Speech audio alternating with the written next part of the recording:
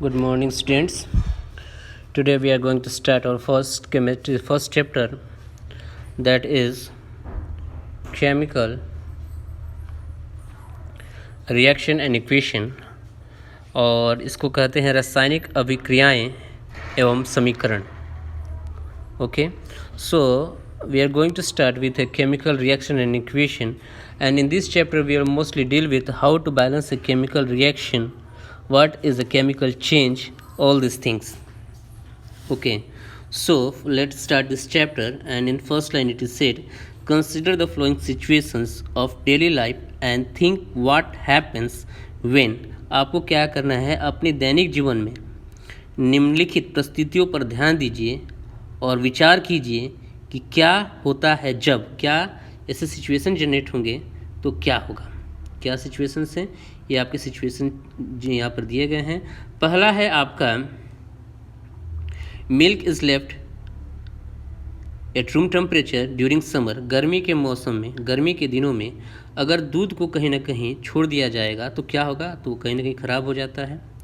दूसरा सिचुएशन दिया गया है, an iron tawa pan nails is let expose to humid atmosphere.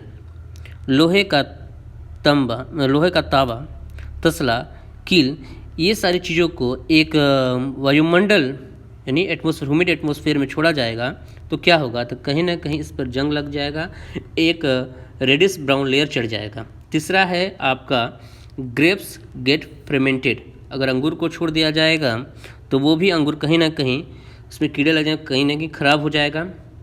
चौथा है आपका फूड इज़ कुक्ड. अगर भोजन को पका दिया जाए तो क्या होगा, food get digested in our body. अगर भोजन आपके हमारे शरीर में भोजन को पचा लिया जाता है या पच जाता है तो क्या होगा, ए वी रिस्पेयर, जब हम सांस लेते हैं. तो ये जो सारी सिचुएशंस हैं, अगर ऐसे सिचुएशन हमारे आसपास घटनाएं घट रही हैं, अगर ऐसे सिचुएशन जनरेट हो रहे हैं तो क्या हो सकता है, क्या क्या होगा. तो इसका दिया गया है नेक्स्ट लाइन में, इन द अबव सिचुएशन, जो ऊपर सिचुएशन दिए गए हैं, the nature and their identity of initial substance have somewhat changed. जो दूध स्टार्टिंग में था उसकी स्थिति कहीं ना कहीं इन सभी परिस्थितियों में प्रारंभिक वस्तु जो है उसका जो नेचर है, पहचान है, कुछ न कुछ बदल जाता है. Okay, we have already learned about physical and chemical change in the change of matter in the previous class. जो प्रीवियस क्लास था उस प्रीवियस क्लास में हमने कहीं ना कहीं आपके व्हाट इज़ फिजिकल चेंज और दूसरा क्या है व्हाट इज़ केमिकल चेंज, इसके बारे में जरूर अध्ययन किए थे. ठीक है, तो एक बार शॉर्ट रिवीजन किया जाए कि what is physical change, the changes which is not permanent, temporary, no new substance is form, no new substance is form, कोई नई चीज़ का निर्माण नहीं होता है. वो क्या होगा, रिवर्सिबल होगा. ठीक है, और द प्रॉपर्टी जो होगा वो अलग नहीं होगी, सेम होगी. इट इज़ रिवर्सिबल, क्या होगा, रिवर्सिबल होगा. So this changes is known as physical change. ये क्या जो चेंजेस हो रहे हैं, no new substance is formed, reversible, ऐसे चेंजेस को हम लोग क्या कहते हैं, फिजिकल चेंजेस. एग्जाम्पल में हमने पानी को लिया था, बर्फ़ को लिया था, बर्फ़ को गर्म किया, आइस को क्या किया हमने, हीट किया, तो कहीं ना कहीं वाटर बना, और वाटर को हीट किया तो कहीं ना कहीं वाटर वेपर को कन्वर्ट हुआ. इसी वाटर वेपर को हम लोग ठंडा करेंगे तो फिर वाटर बन जाएगा, और वाटर को ठंडा करेंगे तो फिर आपका आइस बन जाएगा. यहाँ पर सॉलिड से क्या हो रहा है, सॉलिड से लिक्विड हुआ और लिक्विड से गैस, और फिर क्या हो रहे हैं, ओरिजिनल फॉर्म में आ रहे हैं, अपनी जो स्टार्टिंग प्रारंभिक स्थिति थी उसी में कन्वर्ट होकर के आ जा रहे हैं. नो न्यू सब्सटेंसेस फॉर्म, यहाँ पर कोई नई चीज़ की निर्माण नहीं हो रहा है. जो बर्फ़ वाला पानी है उसका भी फार्मूला H2O ही है, जो आपका भाप में है उसका भी फार्मूला H2O ही है. तो कहीं ना कहीं इन सारे चेंजेस में नो न्यू सब्सटेंसेस फॉर्म, जहाँ पर न्यू सब्सटेंस की फॉर्मेशन नहीं होती है उसको हम लोग कहते हैं फिजिकल चेंज. क्या कहते हैं, आपका फिजिकल चेंज. ओके, दूसरा है आपका केमिकल चेंज. केमिकल चेंज क्या है, न्यू सब्सटेंसेस फॉर्म, जहाँ पर न्यू सब्सटेंस की फॉर्मेशन होती है. इरिवर्सिबल, वो रिवर्सिबल नहीं है, और प्रॉपर्टी जो होगी चेंज होगा, प्रॉपर्टी जो होगी चेंज होगी. ऐसी घटनाओं को हम लोग क्या कहते हैं, केमिकल चेंजेस. इसको क्या कहेंगे हम लोग, केमिकल चेंजेस. फॉर एग्जांपल आप क्या करते हैं, जो कोल होता है, क्या होता है, कोयला किससे बना होता है, तो आपका कार्बन से बना होता है।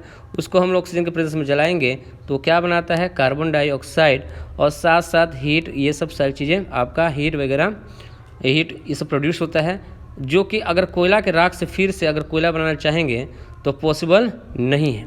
तो ये सब जो चेंजेस हैं वो क्या है आपके, कहीं ना कहीं केमिकल चेंजेस है।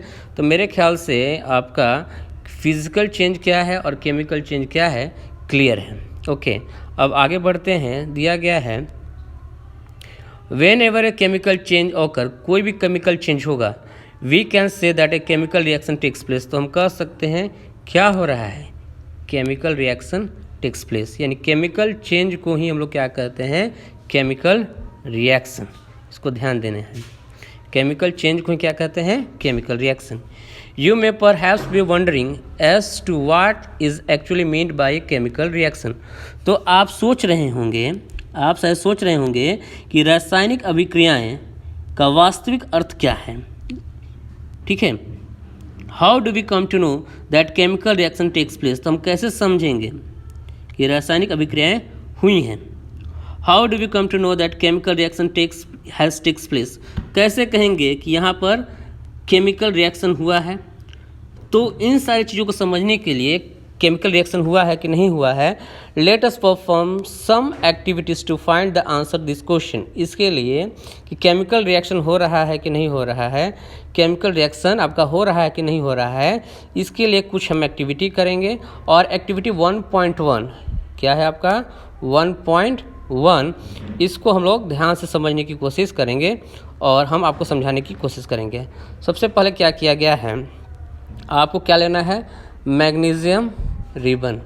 मैग्नीशियम क्या है, आपका मेटल है और इसका एटॉमिक नंबर है 12, यानी 2, 8 और 2। अब जिसके बारीक कक्ष में 2 है वो क्या है, मेटल है। कैसा मेटल है, तो कहीं ना कहीं आपका हाईली रिएक्टिव मेटल है। तो कहीं ना कहीं यह मेटल है और हाईली रिएक्टिव है, तो कहीं ना कहीं इसको आप एयर में छोड़ेंगे तो एयर में आपका क्या प्रेजेंट है, ऑक्सीजन प्रेजेंट है। तो उसके साथ रिएक्ट करके ये क्या बना देगा, MgO, एक लेयर चढ़ जाएगा और उस लेयर को हम लोग कहते हैं मेटालिक लेयर। क्या कहते हैं आपका, मेटालिक लेयर। और मेटालिक लेयर को हम लोग एक क्या कह सकते हैं, एक प्रोटेक्टिव लेयर भी कह सकते हैं, प्रोटेक्टिव लेयर। और प्रोटेक्टिव लेयर जो क्या करता है, आगे उसको रिएक्शन होने से बचाने का काम करता है, उसको आगे बचाने का काम करता है। लेकिन आपको एक्टिविटी में क्या करना है, केवल आपको क्या चाहिए, मैग्नीशियम चाहिए। ये ऑक्सीजन को क्या करना है, आपको हटाना है। क्या करना है, हटाना है। तो उसके लिए हम लोग क्या करेंगे, यहाँ पर हम इस एक सैंड पेपर का यूज़ करेंगे। किसका यूज़ करेंगे, सैंड पेपर का यूज़ करेंगे। और सैंड पेपर का यूज़ करके उसके जो ऊपर जो लेयर है उसको हटा देंगे और तब जा कर के हमको मिलेगा केवल Mg को ऑक्सीजन के प्रेजेंस में जलाएंगे तो कहीं ना कहीं आपका MgO मैग्नीशियम ऑक्साइड बनाएगा। कोई कन्फ्यूज़न, मैग्नीशियम ऑक्साइड जो होगा वो सफ़ेद रंग का ऐश होगा। क्या होगा आपका, वाइट ऐश, सफ़ेद रंग का राख होगा। और उसको फिर राख को हम लोग चाहेंगे कि मैग्नीशियम का रूप दे दिया जाए तो संभव नहीं है। जब मैग्नीशियम रिबन जलेगा तो white flame, dazzling white flame भी प्रोड्यूस करेगा। इसीलिए यह इंस्ट्रक्शन दिया जाता है कि इस एक्टिविटी को करते समय आपको ब्लैक रंग का ग्लास यूज़ करना है, चश्मा यूज़ करना है। अब जब क्या हुआ, मैग्नीशियम को आपने ऑक्सीजन के प्रेजेंस में जलाया तो MgO बन गया है। और MgO को थोड़ा सा और हम आगे इसको एक्सप्लेन करने की कोशिश करेंगे। MgO जो सफ़ेद रंग का राख है उसको हम लोग क्या कर रहे हैं, MgO क्या है आपका आया, MgO को हम किस में डाल देते हैं, H2O में। तो इसमें डालेंगे तो आपका क्या फॉर्मेशन होगा, MgOH होल ट्वाइस। और जब होल ट्वाइस होगा, ये जो आपका OH है वो किसका नेचर शो करता है, बेसिक का। किसका नेचर शो करता है, बेसिक का। तो कह सकते हैं जो आपका मेटालिक ऑक्साइड है यहाँ पर कहीं ना कहीं बेसिक नेचर को भी शो करेगा। एसिड बेस सॉल्ट एक चैप्टर है, उसको हम लोग आगे और डील करेंगे, समझने की कोशिश करेंगे। फर्स्ट पेज में आपका था कि फिजिकल चेंज क्या है, केमिकल चेंज क्या है, तो क्वेश्चन ये भी हो सकता है what is difference between physical and chemical change, जिसको आप लोग आसानी से आंसर दे सकते हैं। और जो पहला एक्टिविटी किया गया है उसके बारे में। ओके, नेक्स्ट हम देखेंगे कि सेकेंड पेज में और क्या दिया गया है। ओके